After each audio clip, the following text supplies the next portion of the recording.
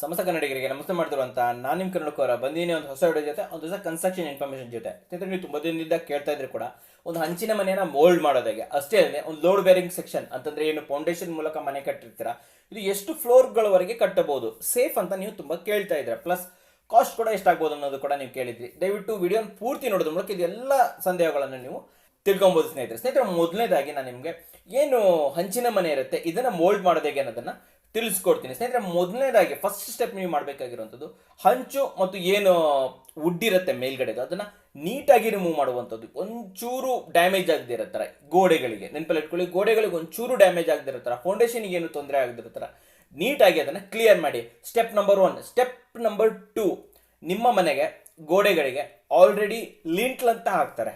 Through lintel ಹೇಳ್ತಾ ಇದ್ದೀನಿ ನಾನು, actually all over lintel ಹಾಕಿರಬೇಕು. Only ಗೋಡೆ ವಿಂಡೋ ಮತ್ತು ಡೋರ್ಗಳ ಮೇಲೆ ಅಲ್ಲ, ಥ್ರೂ ಆಲ್ ಓವರ್ ಗೋಡೆಗಳಿಗೆ ಲಿಂಟ್ ಹಾಕಿದ್ದಿದ್ರೆ ನೀವೇನು ಮಾಡಬೇಕಾಗತ್ತೆ ಸ್ನೇಹಿತರೆ, ನೆಲದಿಂದ ಏನು ಅದು ಲಿಂಟ್ಲ್ ಹಾಕಿದಾರಲ್ಲ, ಲಿಂಟ್ಲ್ ಮೇಲ್ಗಡೆ ಎರಡು ಕೋರ್ಸ್ ಕಲ್ಲನ್ನು ಬಿಟ್ಬಿಟ್ಟು ಒಂದು ಅರೌಂಡ್ 10 ಫೀಟ್ ಹೈಟ್ಗೆ ಉಳಿದ ಕಲ್ಲುಗಳನ್ನು ತೆಗೆಯುವಂಥದ್ದು. ಆ್ಯಕ್ಚುಲಿ ಈ ಥರ ಟ್ರಯಾಂಗಲ್ ಶೇಪಲ್ಲಿ ಮಾಡಿರ್ತಾರಲ್ವಾ ಹಂಚಿನ ಮನೆ ಮಾಡೋರು ಅಥವಾ ಶೀಟಿನ ಮನೆ ಮಾಡೋರು, ಸ್ವಲ್ಪ ಸ್ಲೋಪ್ ಮಾಡಿರ್ತಾರಲ್ವ, ಸೊ ಆದ್ದರಿಂದ ಒಂದು ವೇಳೆ ಲಿಂಟ್ಲ್ ಹಾಕಿಲ್ಲ, ಮೋಸ್ಟ್ ಆಫ್ ದ ಟೈಮ್ ಹಾಕಿರಲ್ಲ, ಸೊ ಆದ್ದರಿಂದ ಹಾಕಿದ್ದಿದ್ರೆ ನಾನು ಹೇಳ್ತಾ ಇರೋದು ಲಿಂಟ್ಲಿಂದ ಮೇಲ್ಗಡೆ ಒಂದು 2 ಕೋರ್ಸ್ ಬರಬೇಕು.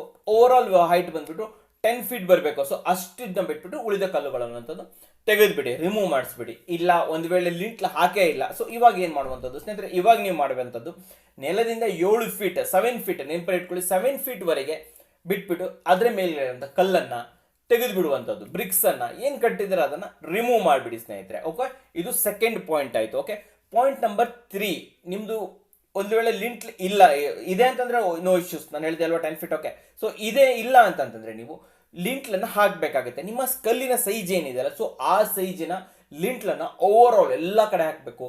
6 ಇಂಚಸ್ ದಪ್ಪ ಇರಲಿ, 4 ಇಂಚಸ್ ಕೆಲವೊಂದು ಕಡೆ ಹಾಕ್ತಾರೆ, ಕೆಲವೊಂದು ಕಡೆ 6 ಇಂಚಸ್ ಕೂಡ ದಪ್ಪ, ಥಿಕ್ನೆಸ್ ಹೇಳ್ತಾ ಇರೋದು ನಾನು. ದಪ್ಪವನ್ನು ಹಾಕಿ ಒಳ್ಳೆ ರೀತಿಯಲ್ಲಿ ಗುಡ್ ಕ್ವಾಲಿಟಿ ಇದು ಮಾಡಬೇಕು, ಸೆಂಟ್ರಿಂಗ್ ಮಾಡಬೇಕು, ಗುಡ್ ಕ್ವಾಲಿಟಿ TMT ಯೂಸ್ ಮಾಡಿಬಿಟ್ಟು, ಕಂಬಿಗಳನ್ನು ಯೂಸ್ ಮಾಡಿಬಿಟ್ಟು, ಬಾರ್ ಬೆಂಡಿಂಗ್ ಕೆಲಸ ಮಾಡಿಸ್ಬಿಟ್ಟು ಒಳ್ಳೆ ಉತ್ತಮವಾದ ರೀತಿಯ ಇದನ್ನು ಲಿಂಟ್ಲನ್ನು ಥ್ರೂ ಔಟ್ ಹಾಕುವಂಥದ್ದು. ಒಂದ್ಸಲ ಲಿಂಟ್ಲ್ ಆಯಿತು, ರೆಡಿ ಆಯಿತು, ಒಳ್ಳೆ ಕ್ಯೂರಿಂಗ್ ಆಯಿತು, ಸೆಟ್ ಆಗ್ತಾ ಇದ್ದಂಗೆ ಸ್ನೇಹಿತರೆ ಅದರ ಮೇಲ್ಗಡೆ 2 ಅಥವಾ 3 ಕೋರ್ಸ್ ಕಲ್ಲನ್ನು ಕಟ್ಟುವಂಥದ್ದು. ನೆನಪಲ್ಲಿ ಇಟ್ಕೊಳ್ಳಿ, ನಿಮಗೆ ಹೈಟ್ ಎಷ್ಟು ಬೇಕೋ ಅದ್ರ ಮೇಲೆ ಡಿಪೆಂಡ್ ಆಗಿರುತ್ತೆ. ಮನೆಯಲ್ಲೆಲ್ಲ ಸ್ವಲ್ಪ ಹೈಟ್ ಕಮ್ಮಿಯವರೇ ಇದ್ದಾರೆ ಅಂದರೆ ಡೆಫಿನೆಟ್ಲಿ 10 ಫೀಟ್ ಸಾಕು, 2 ಕೋರ್ಸ್ ಸಾಕು.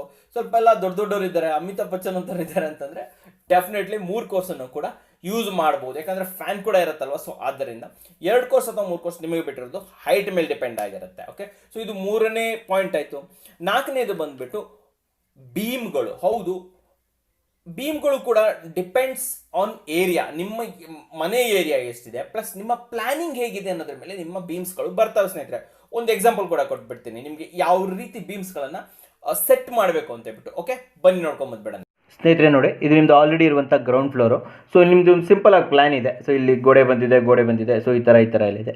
ಇದನ್ನೇ ಸೇಮ್ ಮೇಲ್ಗಡೆನೂ ಮಾಡ್ತಾ ಇದ್ದಾರೆ, ಸೇಮ್ ಪ್ಲ್ಯಾನನ್ನು ಮಾಡ್ತಾ ಇದ್ದಾರೆ ಅಂತಂದರೆ ಡೆಫಿನೆಟ್ಲಿ ನೀವು ಆ್ಯಸ್ ಯೂಶ್ವಲ್ ಇಲ್ಲೊಂದು ಬೀಮ್ ತೊಗೊಳ್ಳಿ, 1 2 3 4. ಓಕೆ, ಸೊ ಇದು ನಾನು ಒಂದು ಅರೌಂಡ್ 800 ಎಸೆಪ್ಟ್ ಇದು ಹೇಳ್ತಾ ಇರೋದು ನಾನು. ಎಸೆಪ್ಟ್ ಇದು ತುಂಬ ದೊಡ್ಡದೇನಲ್ಲ, ದೊಡ್ಡದಾದರೆ ನಿಮಗೆ ಮಲ್ಟಿಪಲ್ ಬೀಮ್ಗಳನ್ನು ತೊಗೊಬೇಕಾಗುತ್ತೆ. ಸಿಂಪಲ್ 1 2 3 4 ಅಲ್ಲಿ ಆಗಲ್ಲ. ಸೊ ಈ ಥರ ಬೀಮ್ಗಳನ್ನು ತೊಗೊಳ್ಳಿ.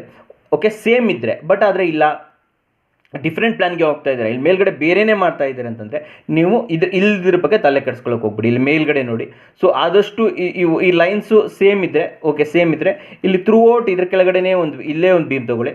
ಸೊ ಇದು ಕೂಡ ಇಲ್ಲಿ ಸೇಮ್ ಇದ್ದರೆ ಸೊ ಇಲ್ಲಿ ಬೀಮ್ ತೊಗೊಳ್ಳಿ. ಬಟ್ ಇಲ್ಲ, ಇಲ್ಲೊಂದು ಗೋಡೆ ಬರ್ತಾ ಇದೆ, ಇಲ್ಲೊಂದು ಗೋಡೆ ಬರ್ತಾ ಇದೆ ಅಂದರೆ ಇವೆರಡಕ್ಕೆ ಮಧ್ಯದಲ್ಲಿ ಒಂದು ಕರೆಕ್ಟ್ ಪಾಯಿಂಟ್ ಮಾಡಿಬಿಟ್ಟು ಸೊ ಇಲ್ಲಿ ಬೀಮನ್ನು ತೊಗೊಬೋದು ಸ್ನೇಹಿತರೆ.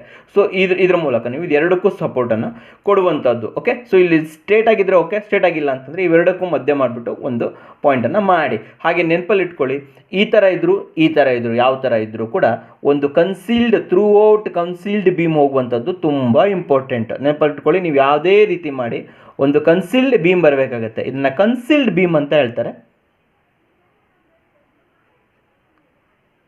Concealed beam. ಓಕೆ, ಇದು ಮೋಲ್ಡ್ ಒಳಗಡೆನೇ ಇರುತ್ತೆ. ಸೊ ಇದನ್ನು ಮಾಡೋದನ್ನು ಮಾತ್ರ ನೀವು ಮರಿಬಾರ್ದು ಸ್ನೇಹಿತರೆ. ನೀವು ನೋಡಿದ್ರಲ್ಲ ಬೀಮನ್ನ ಎಲ್ಲೆಲ್ಲಿ ತೊಗೊಬೇಕಂತ ಹೇಳ್ಬಿಟ್ಟು. ಆದರೆ ನೆನಪಲ್ಲಿ ಇಟ್ಕೊಳ್ಳಿ, ಕನ್ಸೀಲ್ಡ್ ಬೀಮ್ ಹಾಕೋದನ್ನು ಮಾತ್ರ ಮರಿಲೇಬಾರ್ದು. ಹೌದು, ಥ್ರೂ ಔಟ್ ಇರಬೇಕು ಕನ್ಸೀಲ್ಡ್ ಬೀಮ್, ಕನ್ಸಿಲ್ ಬೀಮ್ ಇರೋದ್ರಿಂದ ನಿಮಗೆ ಒಂದು ವೇಳೆ ನಿಮ್ಮ ಕಾಲಮ್ಗಳು ಬೀಮ್ಗಳು ಗೋಡೆ ಮೇಲೆ ಬರ್ದಿದ್ರು ಕೂಡ ಒಂದು ಉತ್ತಮವಾದ ದೃಢತೆ ಇರುತ್ತೆ. ಸೊ ಯಾವುದೇ ರೀತಿ ಸಮಸ್ಯೆಗಳು ಕೂಡ ನಿಮಗೆ ಬರಲ್ಲ ಸ್ನೇಹಿತರೆ. ಅದರ ಮೇಲ್ಗಡೆ ನೀವು ನಿಮ್ಮ ಮೋಲ್ಡ್ ಅನ್ನ ಹಾಕ್ಬೋದು ಸ್ನೇಹಿತರೆ. ಮೋಲ್ಡ್ ನಿಮಗೆ 4 ಇಂಚು ದಪ್ಪನ್ನು ಕೂಡ ಹಾಕ್ಬೋದು, ಇಲ್ಲ ಅಂತಂದ್ರೆ 6 ಇಂಚ್ ದಪ್ಪನ್ನು ಕೂಡ ನೀವು ಹಾಕ್ಬೋದು ಸ್ನೇಹಿತರೆ. ಯಾವುದು ಕೂಡ ಹಾಕಿದ್ರೆ ಇದು ಕೂಡ ಉತ್ತಮವಾಗಿರುತ್ತೆ ಸ್ನೇಹಿತರೆ. ಮೋಲ್ಡ್ ನ ಕ್ಯೂರಿಂಗ್ ಕೂಡ ತುಂಬಾ ಚೆನ್ನಾಗಿ ನೋಡ್ಕೊಬೇಕಾಗುತ್ತೆ. 10 ರಿಂದ 15 ದಿನ ನೀವು ಸೂಪರ್ ಆಗಿ ಕ್ಯೂರಿಂಗ್ ಮಾಡಿ, ಹಾಗೆ 28 ಡೇಸ್ ಆದ ನಂತರನೇ ಅದರ ಮೇಲ್ಗಡೆ ಕನ್ಸ್ಟ್ರಕ್ಷನ್ ಅನ್ನ ಪ್ರಾರಂಭಿಸಿ ಸ್ನೇಹಿತರೆ. ಇವಾಗ ನಿಮ್ಗೆ ಈ ಮೋಲ್ಡ್ ಹಾಕಕ್ಕೆ ಎಷ್ಟು ಖರ್ಚಾಗ್ಬೋದು ಸ್ನೇಹಿತರೆ, ನಾನು ನಿಮ್ಗೆ ತಿಳಿಸ್ತಾ ಇದ್ದೀನಿ. ಇದು ಅರೌಂಡ್ ಒಂದು 800 ಸ್ಕ್ವೇರ್ ಫೀಟ್, ಒಂದು ಮುಕ್ಕಾಲ್ ಸೈಟ್ ಇದೆ ಅನ್ಕೊಳ್ಳಿ. ಓಕೆ, 600 ರಿಂದ 800, ಒಂದು ಅರ್ಧ ಸೈಟ್ ಇದೆ ಅಥವಾ ಮುಕ್ಕಾಲ್ ಸೈಟ್ ಇದೆ. ಸೊ ಇಲ್ಲಿಗೆ ಎಷ್ಟು ಖರ್ಚಾಗ್ಬೋದು ಅನ್ನೋದನ್ನ ನಾನು ನಿಮಗೆ ಎಸ್ಟಿಮೇಷನ್ ಕೂಡ ಇಲ್ಲಿ ನಾನು ನಿಮಗೆ ತಿಳಿಸ್ಬಿಡ್ತೀನಿ ಸ್ನೇಹಿತರೆ. ಇವಾಗ ನಾನು ನಿಮಗೆ ಕಾಸ್ಟ್ ಬಗ್ಗೆ ತಿಳಿಸ್ಬಿಡ್ತೀನಿ. ಒಂದು ಅರೌಂಡ್ 800 ಎಸೆಪ್ಟ್ ಇದು ಲಿಂಟ್ ಹಾಕ್ಬಿಟ್ಟು ಮೋಲ್ಡ್ ಹಾಕೋಕ್ಕೆ. ಓಕೆ, ಕನ್ವರ್ಷನ್ಗೆ ಎಷ್ಟು ಬೇಕಾಗುತ್ತೆ ಅಂತ ಹೇಳ್ತೀನಿ ನೋಡಿ ಸ್ನೇಹಿತರೆ. ಇಲ್ಲಿ ಎಮ್ ಸ್ಯಾಂಡ್ ನಿಮಗೆ ಒಂದು ಬಿಗ್ ಲೋಡ್ ಬೇಕಾಗುತ್ತೆ 15,000. ಹಾಗೆ ಜಲ್ಲಿ ಕೂಡ ಒಂದು ಬಿಗ್ ಲೋಡ್ ಬೇಕು, ಅರೌಂಡ್ 13,000. ಹಾಗೆ ನಿಮಗೆ ಸ್ಟೀಲ್ 450 kg ಬೇಕಾಗುತ್ತೆ, 21,600, 48 ರೂಪಾಯಿ ಲೇಟೆಸ್ಟ್ ಈಗಿನ ಸದ್ಯದ ಬೆಲೆ ಇಟ್ಕೊಂಡಿದ್ದೀನಿ. ಹಾಗೆ ಸಿಮೆಂಟ್ ಒಂದು 70 ಬ್ಯಾಗ್ ಬೇಕಾಗುತ್ತೆ. ದಯವಿಟ್ಟು 53 ಗ್ರೇಡ್ ಯೂಸ್ ಮಾಡಿ. ಇದು 26,600 ರುಪೀಸ್, 380 ರೂಪಾಯಿಗೆ ಸಿಗುತ್ತೆ ಸ್ನೇಹಿತರೆ. ಬ್ರಿಕ್ಸ್ ಒಂದು 200 ಬ್ರಿಕ್ಸ್ ಬೇಕು ನಿಮಗೆ, 6 ಇಂಚಸ್ ಬ್ರಿಕ್ಸ್ ಬೇಕಾಗುತ್ತೆ. ಇದು ನಿಮಗೆ ಲಿಂಟ್ಲ್ ಮೇಲ್ಗಡೆ ಕಟ್ಟಬೇಕಲ್ವಾ, ಸೊ ಇದು ಒಂದು 33 ಪ್ಯಾಕ್ ಕೂಡ 6,600 ಆಗುತ್ತೆ. ಹಾಗೆ ಸೆಂಟ್ರಿಂಗ್ ಅವ್ರಿಗೆ ಒಂದು 30,000, ಬಾರ್ ಬೆಂಡಿಂಗ್ ಅವ್ರಿಗೆ 18, ಇದಕ್ಕೆ ಮೋಲ್ಡ್ ಹಾಕ್ಲಿಕ್ಕೆ ಬರೋ ಗ್ಯಾಂಗ್ ಅವ್ರಿಗೆ ಒಂದು 5,000, ಹಾಗೆ ಎಲೆಕ್ಟ್ರಿಷಿಯನ್ಗೆ ಒಂದು 4,000 ರೂಪಾಯಿ. ಹಾಗೆ ಲೇಬರ್ ಚಾರ್ಜಸ್ ನಿಮಗೆ ಹೇಳೋಕ್ಕೆ ಬರಲ್ಲ, ಡಿಪೆಂಡ್ಸ್ ಆಗುತ್ತೆ. 25,000 ಇಂದ 35,000. ಸೊ ಇದೆರಡರ ಮಧ್ಯದಲ್ಲಿ ಇರ್ಬೋದು. ಸೊ ಓವರ್ ಆಲ್ ಆಗಿ ನಿಮಗೆ 1,65,000 ರೂಪಾಯಿಂದ 1,80,000 ರೂಪಾಯಿ ತನಕ ಆಗ್ಬೋದು ಸ್ನೇಹಿತರೆ. ಸೊ ಇದರ ಸ್ಕ್ರೀನ್ ಶಾಟ್ ತೊಳಿತೋಣ ಸ್ನೇಹಿತರೆ.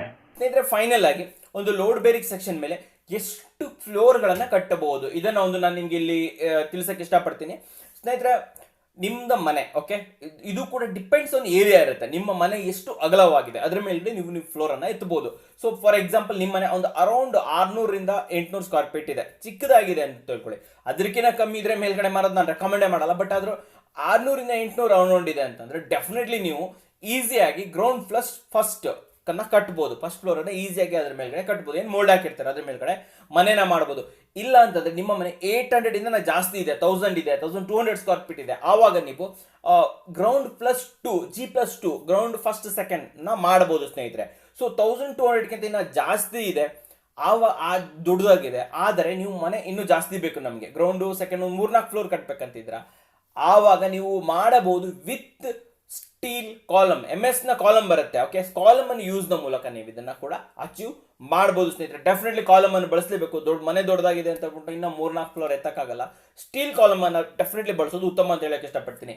ಗ್ರೌಂಡ್ +2 ಕಟ್ಟೋದಿದ್ರು ಕೂಡ ನೀವು ಸ್ಟೀಲ್ ಕಾಲಮ್ ಅನ್ನ ಬಳಸದಿದ್ರೆ ಸೇಫ್ ಆಗಿರುತ್ತೆ, ಯಾವುದೇ ರೀತಿ ತೊಂದರೆ ಇರಲ್ಲ ಸ್ನೇಹಿತರೆ. ನಾಳೆ ದಿನ ವೇಟ್ಗೆ ಕೆಳಗಡೆ ಸೆಟ್ಲ್ಮೆಂಟ್ ಆದ್ರೂ ಕೂಡ ಯಾವುದೇ ರೀತಿ ಕ್ರ್ಯಾಕ್ ಬರೋ ಸೀನ್ ಎಲ್ಲ ಇರಲ್ಲ. ಸೊ ಆದ್ದರಿಂದ MS ನ ಕಾಲಮ್ ಅನ್ನ ಬಳಸೋದನ್ನ ನಾನು ನಿಮಗೆ ರೆಕಮೆಂಡ್ ಮಾಡ್ತೀನಿ ಸ್ನೇಹಿತರೆ. ಆದ್ರೆ ಗ್ರೌಂಡ್ +1 ಕಟ್ಬೇಕಂತಿದ್ರೆ MS ನ ಕಾಲಮ್ ಮೇಲೆ ಏನ್ ಬೇಡ, ನೀವು ಈಸಿಯಾಗಿ ಆರಾಮಾಗಿ ಕಣ್ಣು ಮುಚ್ಕೊಂಡು ಡೈರೆಕ್ಟ್ ಆಗಿ ಕಟ್ಟು ಬಿಡಬಹುದು ಸ್ನೇಹಿತರೆ. ನೋಡಿದ್ರಲ್ಲ, ನಿಮಗೋಸ್ಕರ ಉತ್ತಮವಾದ ವಿಚಾರ ತೊಗೊಂಬಂದಿ. ಸೊ ವಿಡಿಯೋ ಇಷ್ಟ ಆದ್ರೆ ಲೈಕ್ ಮಾಡಿ, ಇಷ್ಟ ಆಗಿಲ್ಲ ಅಂದ್ರೆ ಡಿಸ್ಲೈಕ್ ಮಾಡಿ. ಏನೇ ಆದ್ರೂ ಸಬ್ಸ್ಕ್ರೈಬ್ ಅಂತೂ ಮಾಡಲೇಬೇಕು, ಯಾಕಂದ್ರೆ ಕನ್ನಡಿಗರೇ ಕನ್ನಡಿಗರನ್ನು ಬೆಳೆಸಬೇಕು. ನಮಸ್ಕಾರ.